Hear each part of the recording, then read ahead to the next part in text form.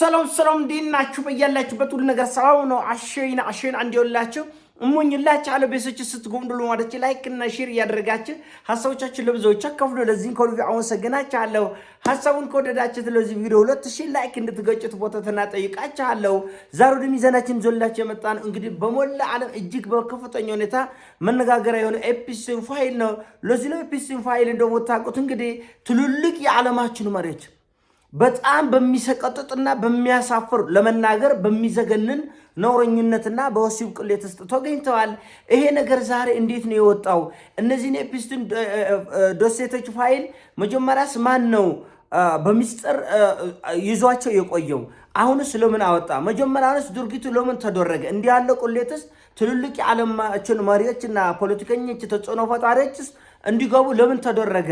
ይሄ በጣም የሚያስደንቅ ነው እና ሁሉም ይሄ ሁሉ ነውርና ይሄ ሁሉ ብልግና መጨረሻ ፖለቲካዊ ነው። እነዚህ ትልልቅ ቦታ ላይ ያሉ ፖለቲከኞች በዚህ በወሲብ ቅሌት ውስጥ እንዲገቡና ነውራቸውን እንደ ማስፈራሪያ በመያዝ በፈለጉ ሰዓት ፋይሎችን በሚሊዮን የሚቆጠር ፋይል ኮኔቶ በሚሊዮን እና ያልተነካካ ዝነኛ ያልተነካካ ፖለቲከኛ የለው። ምናልባት የራሽያ የቻይና የሰሜን ኮሪያ መሪዎች እዚህ መረብ ውስጥ አልገቡም እና ምናልባት በዓለም ላይ ስመጥር የሆኑ የስለላ ተቋሞች እዚህ ጉዳይ ውስጥ እጃቸው ይኖራል። ምክንያቱም እነዚህ ኤፒስቶን ፋይሎች የተወሰበሰበ ፖለቲካዊ አመክንዮ ያላቸው ናቸው። እንደምታውቁት ሰሞኑን በኢራንና በአሜሪካ መካከል ከፍተኛ ውጥረት ተፈጥሯል። በኢራን በእስራኤልና በአሜሪካ መካከል ከፍተኛ ውጥረት ተፈጥሯል እና አሜሪካኖቹ ማፈግፈግ በጀመሩ ሰዓት ነው ይሄ ፋይል የወጣው። ስለዚህ የዚህ ፋይል ባለቤት ማን ነው? የአሜሪካን ፖለቲከኞችን ጭምር ለማስፈራራት ለማዋረድና ለማንጓጠጥ የወጣ ፋይል ነው እና የዚህ ፋይል ባለቤት ማን ነው? በጣም የሚገርም ነው። በነገራችን ላይ ይሄ በጣም አደገኛ የሆነ አካሄድ አፍሪካን ሁሉ ወደ ማጥለቅለቅ ሄደዋል። በእርግጥም ቀደም ብሎ በነበረ በኢትዮጵያ ፖለቲካ ውስጥም ይሄን ሲሰራ ነበር። እነ ሚሚ ስብሃቱ በኢትዮጵያ ውስጥ ትልልቅ አንቱ የተባሉ ፖለቲከኞችን በእንደዚህ አይነት የነውረኝነት ቪዲዮዎች እና ድርጊቶች በመጥለፍ በማስፈራራት አፋቸውን ይዘው እግራቸውን ሰብስበው እጃቸውን ሰብስበው እንዲቀመጡበት የተደረጉ ሁኔታዎች እንዳሉ ይታወቃል እና በጣም የሚያሳፍር ነው። ትልልቅ የፖለቲካ ተጽዕኖ የሚፈጥሩ የሚዲያ ሰዎችን ጭምር እንዲህ ያለ መረብ ውስጥ የመክተት ነገር አለ። በመላ ዓለም ነው ይሄ በመላ ዓለም የሚሰራ አደገኛ ቁማር ነው። ቅሌት ውስጥ፣ ነውረኝነት ውስጥ፣ ወንጀል ውስጥ እስከ አንገት እንድትገባ ይደረጋል። ከዛ በኋላ በሙሉ አቅምህ በሙሉ ልብህ በእውነት መንገድ እንዳትሰማራና እንዳትቆጥል ትደረጋለህ። በራስህ ነውር ትጠለፋለህ። በራስህ ሀፍረተ ቢስነት ራስህ ትሾማቀቃለህ እና በጣም የሚያስደንቅ ነው። በሚሊዮን የሚቆጠር ፋይል ነው የወጣው። አይኖኬ የሚባሉ እዚህ ውስጥ አይገቡም የተባሉ በጣም ግዙፍ ስምና ክብር ያላቸው ሰዎች ጭምር እዚህ ቅሌቱ በጣም አስፈሪና አሳፋሪ የሚያደርገው ታዳጊ ህፃናት ለወሲብ ጥቃት ተጋልጠዋል። በፍጹም ሊጠበቅ የማይችል በነገራችን ላይ ከዚህ ኤፒስቶን ፋይል ጋር በተገናኘ የኢትዮጵያው ዶክተር ብርሃኑ ነጋ ስማቸው ተነስቷል። እኔ በዚህ ጉዳይ ላይ ምን ማለት አልችልም። መረጃውን በደንብ አጣርቼ ያገኘሁት ነገር ስለሌለ ይህን ማንሳት አልችልም። ነገር ግን ኔትወርኩ እንዴት እዚህ ድረስ ሊዘረጋ እንደቻለ በምን መልኩ ሊነሳ እንደቻለ አልገባኝም።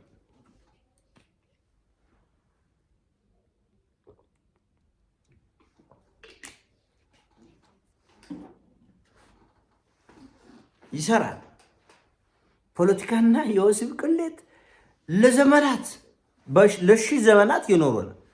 በዚህ ደረጃ የተደራጀ በዚህ ደረጃ የአሜሪካን ፖለቲከኞች ጭምር የጠለፈ መሆኑ የሚያስደንቅ ነው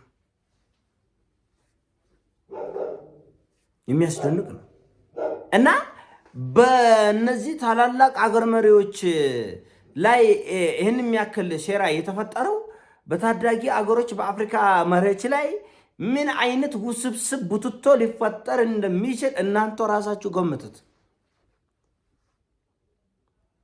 ግን አሁን ለምን ይሄ እንደ ኢትዮጵያ ፊልም ተሰርቄ ነው ሀቅ ተደርጎ ነው ምናምን የሚባል ጉዳይ አይደለም። ይሄ ጉዳይ መጀመሪያውንም ፋይሎችን ለ40 እና ለ50 ዓመት እነዚህን ፋይሎች ማን ዶኩመንት ያደረገው?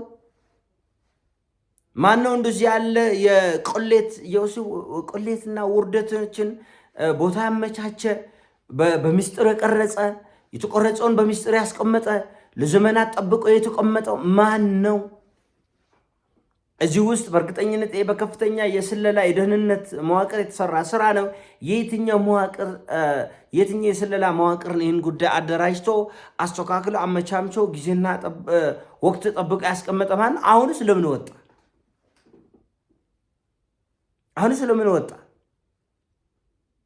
ዓለም በኢራንና በአሜሪካ በእስራኤል መካከል ባለው ከፍተኛ ፖለቲካዊ ውጥረት ውስጥ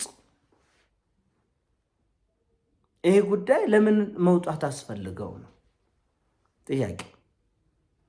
እና ይሄ እናንተ የራሳችሁን ግምገማ ወሰዱና የሚመስላችሁን ኮሜንት ላይ ጻፉልኝ። የማን ስራ ይመስላችኋል? እና እኛ ከዚህ ምን እንማር ነው? ገንዘብ፣ ወሲብ፣ ጥቅሞች እንደዚህ ያሉ በጣም የተወሰበሰቡ ጉዳዮችን ታላላቅ ሰዎችን ለመጥለፍ ይጠቀሙበታል። ታላላቅ እና ይሄ ኤፒስን ፋይል የራሽያን፣ የቻይናን፣ የሰሜን ኮሪያን እና የኢራኖቹ እዛ አካባቢ የሚገኙትን ለመጥለፍ አልቻለም። ስለዚህ ጉዳዩ የደህንነት መዋቅር ሊደርስበት ያልቻለ የሆነ አደገኛ የሆነ ዓለም አቀፍ አቅምና ጡንቻ ያለው የደህንነት መዋቅር ሊደርስባቸው ያልቻሉ ሰዎች ብቻ ነው ከዚህ ጉዳይ የተረፉት።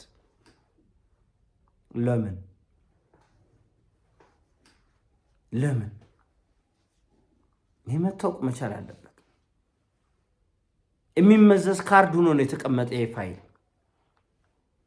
ይህን ፋይል ያስቀመጡ ሰዎች በፈለጉበት ጊዜ እነዚህን ካርዶች እየመዘዙ ለማዋረድ፣ ለማንጓጠጥ፣ እጅ ለመጠምዘዝ የተሰራ ነው እና በጣም የሚያስደንቅ ነው። ጦር ይጠቀማሉ። ተመልከቱ እንግዲህ መከላከያ አቅማቸውን ይጠቀማሉ፣ የጦር ኃይላቸውን ይጠቀማሉ፣ ኢኮኖሚያቸውን ይጠቀማሉ፣ ማህበራዊና ፖለቲካዊ ጫናቸውን ይጠቀማሉ። እንደዚህ ያሉ ቅሌት መረጃዎችን፣ የወሲብ እፍረቶችን በመያዝም እስከ ማስፈራራት የሚደርሰው አደገኛ የተደራጁ በህፃናት ላይ በታዳጊዎች ላይ እንደዚህ ያለ ነውር የሚፈጽሙ በዓለም ፊት አብጠው ተኮፍሰው ስታያቸው ግን ሰው የሚመስሉ አረማመዳቸው፣ አነጋገራቸው ዓለምን የሚመሩ ታላላቅ የሚመስሉ ሰዎች በምን አይነት አፍረት ውስጥ ቅሌት ውስጥ እንደተገኙ ተመልከቱ። እንግዲህ ዓለምን ስልጣኔን እናስተማረለን። የዓለም የስልጣኔና የታላቅነት ቁንጮ ነን፣ ምድራዊ መላእክት ነን የሚሉ ሰዎች ምን አይነት አፍረት ውስጥ እንደተገኙ እናንተ አይታችሁ ፍረዱ። እናንተ ሰምታችሁ ፍረዱ።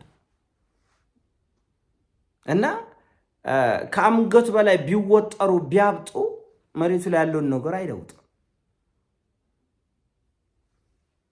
በእነዚህ በታዳጊ ህፃናት ላይ እንዲህ ያለ ሰቅጣጭ ነገር የተፈጸመ